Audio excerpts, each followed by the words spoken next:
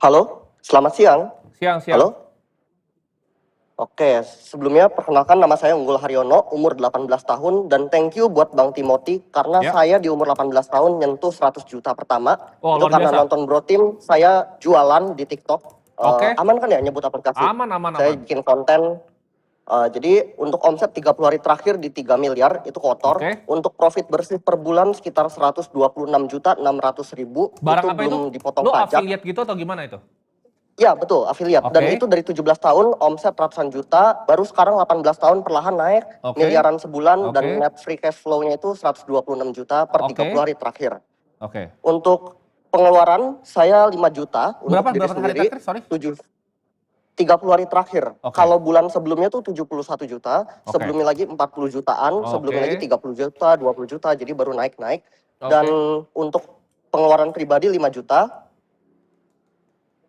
untuk orang tua 7 juta, dan untuk biaya operasional bisnis sehari-hari 17 juta sampai 30 juta per bulan. Nah, itu Ini ke dipisahin dulu tuh depannya, karena pribadi sama baru bisnis. mulai. Ya, siap. Oke. Nah, untuk tabungan liquid ada di 129 juta, ini Oke. tersebar 44 juta di saham Indo, udah masuk terkonsentrasi di 2 emiten, dan 35 jutanya itu untuk nebus right issue di 2 emiten tersebut. Oke. Jadi sekitar ya 78 juta lah di saham Indo. Oke. 60 jutanya ditahan untuk biaya operasional dari apartemen, gaji karyawan, mau ekspansi, ABCD. Jadi tersebar di 2 itu. Untuk Oke. total hutang ada di 13,5 juta dari iPhone 17 karena butuh untuk konten lebih cepat dan kontennya lebih banyak lah. Oke. Oke. Pertanyaannya? Pertanyaannya ada 2. Pertama, kalau Bang Timothy balik ke posisi saya 18 Ya. tahun, itu udah dapat 100 juta pertama, Ya. dan ini masih bisa nih yakin dapat ratusan juta ke depannya tuh stabil per bulan. Karena Oke. ada yang 500 juta, 800 juta sebulan Oke. di affiliate, udah ketemu juga. Itu Oke. wise gak? Kalau seluruh waktunya dan fokusnya itu fokus earning power dulu, fokus gedein affiliate-nya dulu, stabilin dulu, nggak perlu investasi dulu, tapi fokus di sini dulu. Aduh, udah ada jualan, nanti duitnya makin banyak, baru investasi. Atau Nah. dari sekarang harus dibagi porsinya. Oke. Ini namanya siapa tadi? Haryono. Unggul Haryono. Oke, gue panggil Haryono aja ini. Ini menarik sekali nih pertanyaannya. Ada ini sebenarnya dilema yang gue punya dulu, jadi gue bisa sharing banyak ke lu. Lu melakukan jualan di TikTok ya, barang apa? Ya, semua, celana, kipas angin portable, power bank, semua hajar semua. Oke, itu sudah mulai ketemu ya ibaratnya. Oke, yang Ya, pertama nih, cara-caranya mulai. PR pertama lu banget nih, belajar akuntansi, ya. Siap. Oke, ini PR pertama lu ya. Sebelum lu ngapa-ngapain, lu belajar bahasanya bisnis dulu. Oke, lu belajar akuntansi itu seperti apa. Lu bikin kedua, lu harus bikin badan usaha. Udah bikin lu? Belum. Nah, ini penting nih, lu harus bikin badan usaha dulu.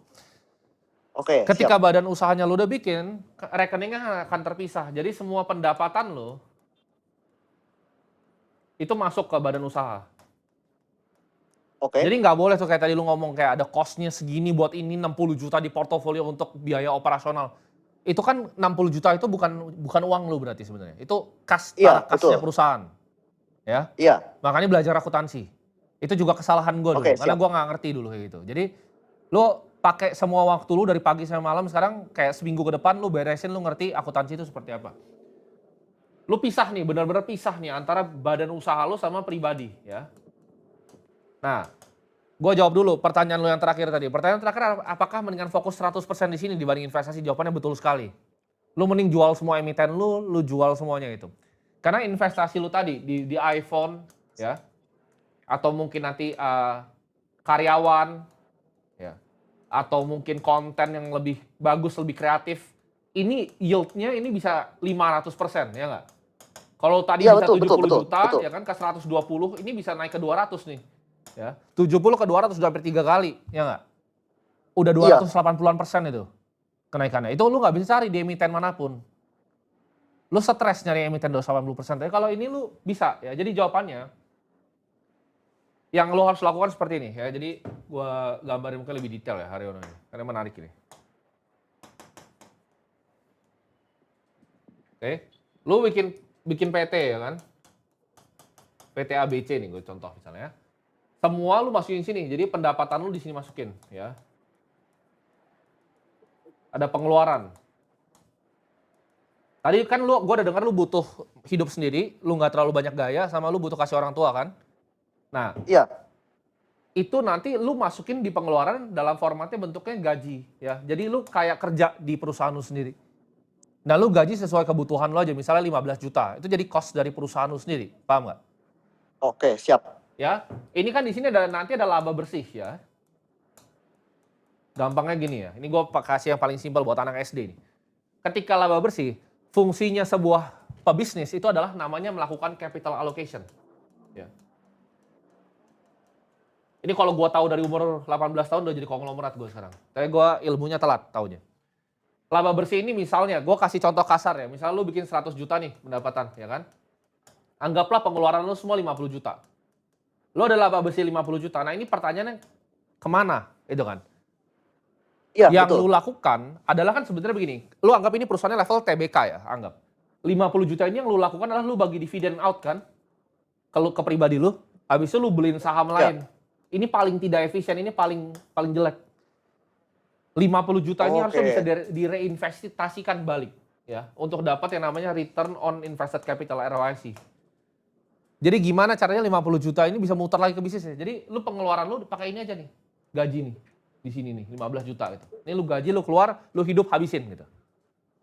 Gak usah pernah investasi, gak usah pernah analisa emiten, gak usah pernah belajar apa-apa. Lu fokus di bisnisnya. Kecuali bisnis lu udah nge-splitting kayak semiliar terus lu udah bingung nih. Nah, pertanyaannya ini semua matematika. Pertanyaan kapan lu investasi gini kan? Ya. Iya, betul, betul. Investasi itu ada yang namanya expected return, ya. Expected value lu berapa dari lu berinvestasi? Let's say 10% per tahun, ya. Ini kalau return on invested capital lu di sini bisa 100 sampai 500%, karena bisnis lu masih kecil, jadi bisa segini. Lu ngapain pernah cari yang 10%? Ngapain lu pikir-pikir tebus right issue, nggak penting, gitu, ngerti nggak? Lu Iya, harus ngerti, ngerti, fokusnya di ngerti. sini. Nah, kapan lu begini? Ketika bisnisnya udah muntah duitnya, oke? Ini gue bahkan banyak kayak, ya sebenarnya gue juga jadi konsultan teman-teman gue lah yang punya bisnis gede-gede. Banyak yang nanya gue ini, gue jelasin sama. Mereka bilang kapan nih gue mulai investasi? Gue kan punya bisnis begini, 20 miliar sebulan, bisnisnya begini. Gue bilang, bisnisnya udah muntah belum? Nah kalau punya lu kan masih kecil banget, jadi bisnis lu belum muntah. Muntah tuh artinya apa? Lu udah gak bisa invest di bisnisnya lagi. Dia muntah gitu duitnya. Ketika dia muntah duitnya baru lu taruh di capital market. Karena bisnis lu ini kalau di grow terus, ini bisa besar sekali. Ya, selama lu strukturnya bener gitu. Lu langsung belajar akuntansi, di minggu ini juga lu cari notaris, ya lu bikin. Karena sekarang peraturan yang baru itu kalau gua nggak salah, PT itu udah harus ada RUPS sama nanti LK-nya harus disubmit. Jadi lu mesti submit laporan keuangan ya. Itu lu harus kerjain cepet gitu. Kenapa nih? Kami bahas lagi, ini harus melek nih. Gue emang membantu negara. Ini kan lu kan bayar pajak nanti di sini ya. Di pendapatan ketika lu nggak bikin dalam bentuk badan usaha, lu kena pajaknya bracketnya besar sekali 30% nanti pribadi lo. Oke. Oh iya, betul, betul, betul, betul. Nah, ya. Pajak ya, ya. Itu lu harus melek tuh. Karena kenapa? Karena zaman sekarang udah beda. NPWP itu udah nggak ada. Itu semua connect semua sama KTP. Jadi kalau di Cortex itu kebuka semuanya. Ini sekarang jadi konsultan pajak nih gue sini. Jadi pribadi lu bisa kena. Nah, ini mesti dipikir. Sedangkan kalau PT, kan lu ada pengeluaran di sini. Lihat, iya nggak? PT itu Iya, sistem betul. pajaknya itu dari laba bersih. Ya, ada namanya corporate tax. Pribadi lu ntar kena bracket besar. Oke, hati-hati di sini. Jadi, ya ini menurut gue bagus pertanyaan lo, dan lo melakukan semua kesalahan yang gue lakukan juga pas dulu. Ya gue bisa ngomong kayak ini karena gue udah lewatin semua kesalahan-kesalahannya. Jadi lupakan investasi karena case lo unik ya. Kalau kayak tadi ada yang sebelumnya dia bilang dia kerja di mana, itu investasi bagus kalau untuk kerja. Tapi kalau lo udah tahu gitu loh, oke lo udah ketemu celahnya, udah grow nih dari bulan lalu ke bulan ini, nextnya ngapain gitu ya. Jadi fungsinya sebenarnya gue bikin hal-hal seperti ini adalah gue pengen bisa sharing juga ke kalian gimana caranya thought prosesnya, dan orang-orang yang mungkin sama kayak lu tuh ya gimana lah nanti kita gabungin, kita bikin komunitasnya supaya tahu gitu loh cara-cara untuk kayak gini ya. Oke, terjawab? Oke, terjawab. Boleh satu lagi, Bang Boleh. Timothy? Nah, untuk menggandakan uangnya ini nanti itu batasnya berapa ratus juta atau berapa miliar sampai muntah ya, sorry.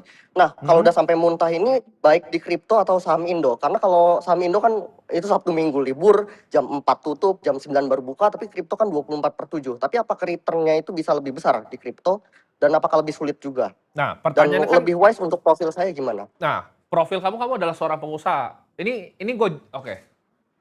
Oke. Ini gue akan gambarin sebuah chart ya. Ini pertanyaan bagus sekali itu. Kalau tadi ada orang yang kerja kan, dapat dia 80 juta nih, kerja di pabrik ayam. Dia income-nya tuh bakal begini gitu loh. Ngerti nggak? Dapat. Oke. Nah, dia ketika dia invest di Bitcoin tuh jadi begini nih. Nah, ini boleh. Oke? Tapi kalau kamu perhatiin, kamu tuh chartnya yang mana bisnis kamu? Apakah yang lurus apa yang gelombang? Yang lurus. Nggak, kamu. Memang income kamu bakal lurus kayak begini. Income Enggak kamu sih, tuh akan bisa begini nih. turun, Kamu bisa naik tadi kan lagi. naik 126. Ntar ada bulannya turun, ada saingan. Naik lagi, terus start turun begini, itu segini. Nah, kamu akan begini nih, kira-kira bisnis kamu.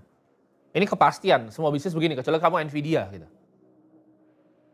Jawabannya adalah, kamu harus investasi, dia nggak bisa rugi sama sekali. Paham nggak? Oke. Jadi investasi kamu tuh harus yang stabil. Kamu pakai kebalikan sama yang mereka. Ya, ketika bisnis kamu fluktuatif, kamu cari investasi yang stabil. Investasi yang stabil itu apa? Ya udah, nggak usah pernah rugi duitnya. Kalau dia udah muntah, toh kan bisnis kamu masih generate cash kan. Nah, ini banyak nih strategi yang dipakai sama konglomerat kayak begini, ya.